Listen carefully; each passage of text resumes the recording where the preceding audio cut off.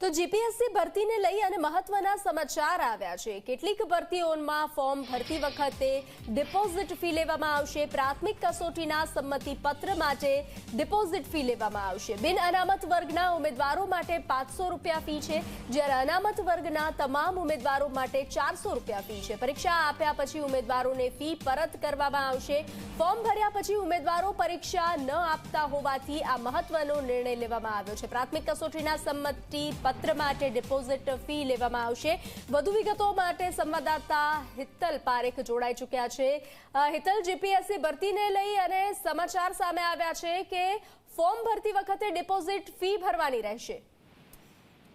જે ચોક્કસ ફોર્મ ભરતી વખતે ડિપોઝિટ ફી ભરવાનો નિર્ણય લેવાયો છે, કારણ કે ક્યાંક ને ક્યાંક જોવા જઈએ તો જે પ્રકારે વિદ્યાર્થીઓની સંખ્યા છે અને માત્ર ને માત્ર ફોર્મ ભરવા માટે ફોર્મ ભરતા હોવાની પણ વસ્તુઓ ધ્યાનમાં આવતી હોય છે, તેનાથી સરકારી મશીનરીનો જે દુરુપયોગ છે થતો હોય છે ને એટલા જ માટે આખરે આ પ્રકારનો નિર્ણય લેવાયો છે। બિન અનામત વર્ગના ઉમેદવારો માટે 500 રૂપિયા ફી અને અનામત વર્ગના ઉમેદવારો માટે 400 રૂપિયા ફી નિયત કરવામાં આવી છે। આ પરીક્ષા આપ્યા પછી આ ઉમેદવારોની ફી પરત પણ કરવામાં આવશે એ અંગેનો નિર્ણય છે। એટલે કે જે ઉમેદવારો પરીક્ષા ન આપે એમની ડિપોઝિટ જતી રહે છે।